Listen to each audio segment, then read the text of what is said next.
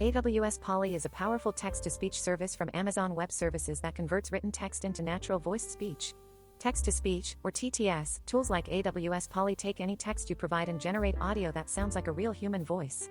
It's widely used in voice-enabled apps, audiobooks, accessibility features for websites, automated systems, and more.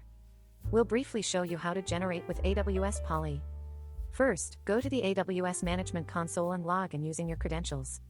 Once you're logged in, go to aws.amazon.com/Polly or use the search bar at the top and type Polly. Select Amazon Polly from the drop-down results. On the Polly service page, if not at the demo interface, click the Try Amazon Polly button to open it. Here, you can type any text you'd like to hear, select from a variety of voices and languages, and then click Listen. AWS Polly will instantly read your text aloud with a natural-sounding voice. You can also download the MP3 voice file.